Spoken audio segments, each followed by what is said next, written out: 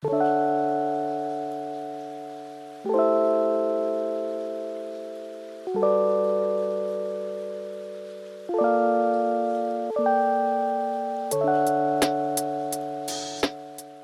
to this complete aquascaping quick start guide. In this video I'm going to cover everything you need to know to get started with aquascaping. And not only am I going to show you how to set up an aquascape from start to finish, I'm also going to take you through the first few weeks of a new setup and show you how to maintain a planted aquarium and deal with any issues that might pop up in the early days. Let's get straight into it. In this video I'll be setting up a standard 60p aquarium, and if you're new to aquascaping, then this is a good size to begin with. It's big enough to house a nice shoal of fish, but not too big where it's going to end up draining your entire life savings. With that said though, this is going to be a high-tech aquascape with some of the best equipment available on the market. But don't be intimidated by that. Everything that you will learn in this video can be applied to any size aquarium with any budget.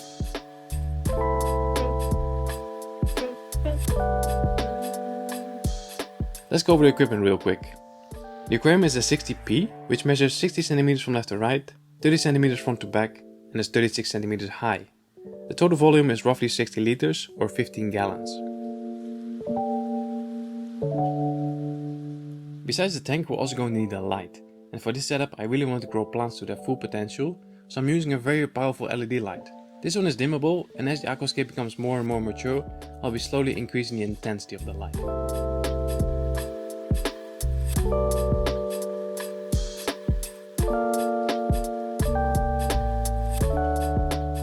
The next piece of equipment is the filter. Now I've created aquascapes with internal filters, with hang on the back filters, and even without filters, but for these high-tech aquascapes with strong light and CO2 injection, I prefer to use external canister filters. And whenever I can, I like to upgrade these filters with a transparent inlet and outlet made from either glass or plastic. The only thing missing is the CO2 system, but we will talk about it later when we are done with the planting. So we've covered most of the equipment, and let's move on to the creative process of aquascaping. Let's start with the hardscape. Now I think this is where a lot of people struggle because they think they're not creative. And I get it, I don't think I'm very creative myself either. So if there's one tip that I can give you to spark your creativity, it will be to first choose the shape of your layout. So you can go either with a triangular shaped layout, where you build up the hardscape on one side and have an open area on the other side, or a convex shaped layout, also referred to as an island style, where the hardscape is mostly centered, or go with a concave shaped layout, where you build up the hardscape on both sides and have an open area in the middle. Once you've decided on the shape, you'll have a clear direction, and it will be much easier to decide on hardscape materials and what type of plants you can use. For the 60p I'm going for an island style layout, and I'm going to use a combination of wood and rocks. The rocks that I'll be using are dark cereal stones, and the wood is called spider wood.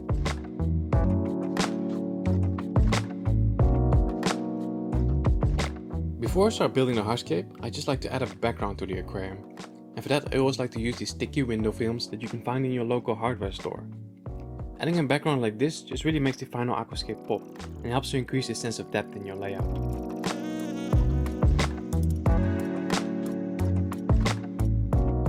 To build a layout, I like to start by placing in the rocks and see which side of the rocks has the most interesting lines and textures. And I make sure that this side is facing forwards towards the front glass. In this case I'm placing the rocks directly on the glass, and I'll add the substrate later. Depending on your hardscape, you might want to start with the substrate first and the rocks after. There's no right or wrong here.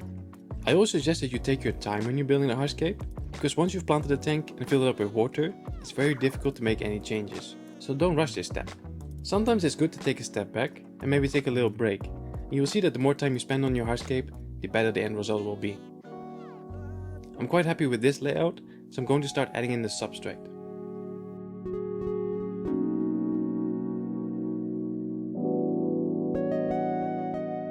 Especially for beginners, I would definitely recommend Aquasol as a substrate. In my opinion, it's the best substrate you can use, and it's also very easy to work with. Since there is no need to wash it, you can simply open a bag and pour it directly in the tank.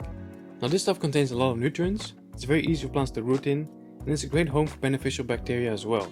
So you really can't go wrong with Aquasol.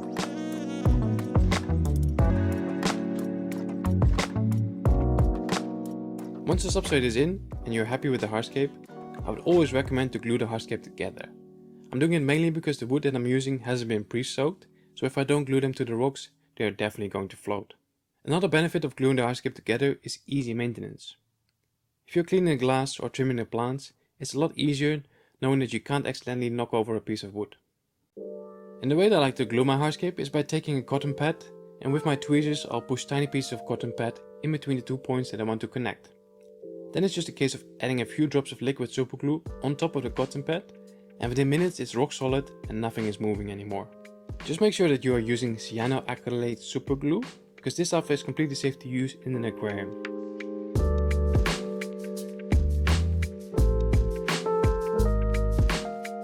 So that's our hardscape done. I've added a few more details with smaller branches just to make it look a little bit more interesting. The substrate is done as well, a nice even layer everywhere and a slight slope towards the back to increase that sense of depth.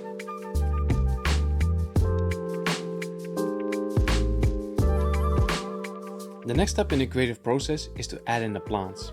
And if there's one tip I can give you, it is to wait with buying plants until you are done with the hardscape. Because it is only at this point that you can really decide which plants will suit the layout and how many plants you actually need. Now this project was a collaboration with Tropica Aquarium Plants, and this aquarium will be displayed on their booth at the Vivarium exhibition in October. So I'm using their range of tissue culture plants. To prepare these plants, you simply remove them from the cup and rinse off any liquid or gel that's still attached to the plant. And then you just divide them into small portions that you can grip with your tweezers.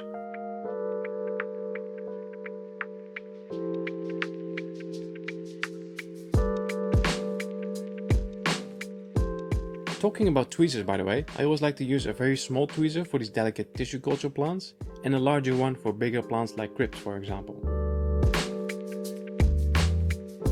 If this is your first time using tweezers for planting, you might struggle a little bit.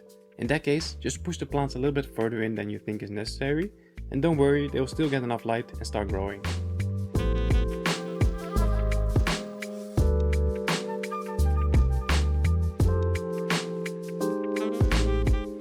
I would always recommend to figure out for yourself if you prefer to plant in dry or in wet soil. Both have their benefits, but I think it really does come down to personal preference. So I'm starting with the foreground, and for this layout I'm going for a nice green carpet. After that I'm making my way towards the background, and lastly I'll finish with planting the epiphytes. These are plants that do not need to be planted in the substrate, but instead prefer to be attached to the hardscape. And you can do this with a little drop of superglue, or by just wedging them in between little cracks and crevices in the wooden rocks.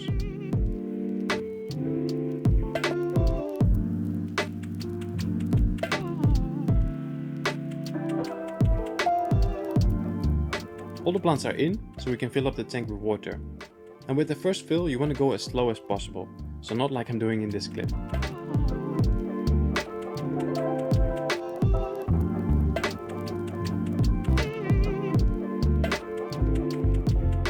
At this point, if any plants have started to float up to the surface, I would just remove them from the tank, instead of trying to push them back in the substrate.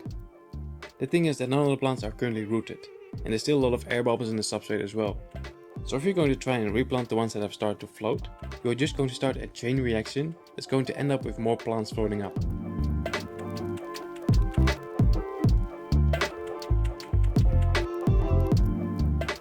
So the only thing left to do now is to add our filter and our CO2 system. I've attached the CO2 regulator to a 2 kg pressurized cylinder, and this should last me at least 6 months. The CO2 regulator also has a solenoid valve, and with that we can put the CO2 on a timer. And for this setup, the CO2 will switch on at 11:30 AM, while the lights will switch on 90 minutes later.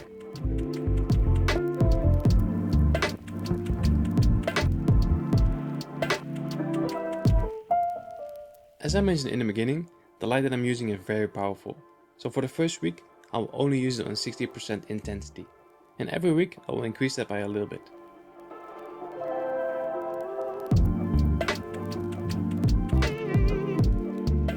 So that is day 1 of our new aquascape. Now I've actually made this layout almost 2 months ago, because I really want to show you what happens after day 1. Because this was the easy part. The hardest part is to make it look like this, especially if you're a beginner. Now I don't want to discourage you and tell you that aquascaping is hard, because it's not. But in the first few weeks of a new setup, it's important to be diligent with your maintenance.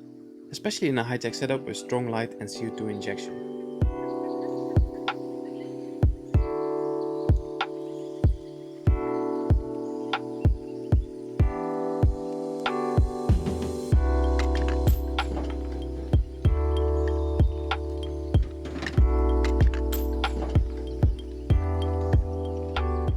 It's now been 3 days since the start of this aquarium, and I'm just doing a quick 30 to 50% water change every single day. The aqua soil is releasing a lot of nutrients and ammonia, so it's important that we dilute it as much as possible.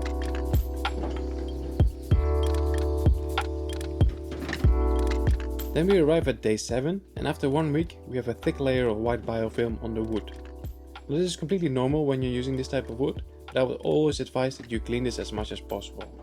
So with every water change, just take a brush and remove as much of the biofilm as you can.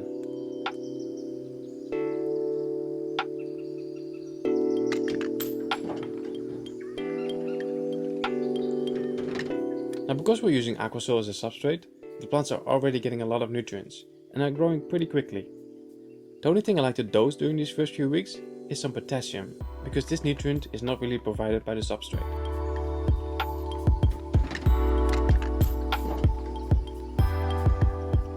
Moving on to day 14, this is where the first issues popped up with this aquarium. I noticed that some plants were starting to melt. This is something that rarely ever happens, but this time it did, and it got pretty bad as well. No reason to panic though, just remove all the leaves that are melting. With a bit of luck, the plant will heal itself, and if not, we will just replace it. Why did this happen though? Well, I set up this tank in July, in the middle of summer, and after the first week we got a nice heat wave here. So I suspect that the sudden increase in water temperature is what caused the plants to melt.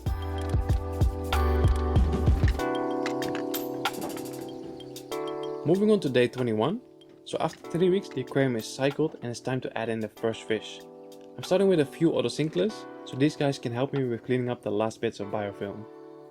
A few days later I also added some amano shrimp and cleton snails, and these three together form the perfect cleanup crew and make our life a lot easier.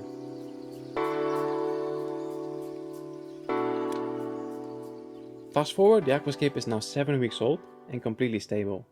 The plants stopped melting and are starting to grow into a dense jungle. I decided to move my group of green neon rasboras to this aquarium to give them a bit more space.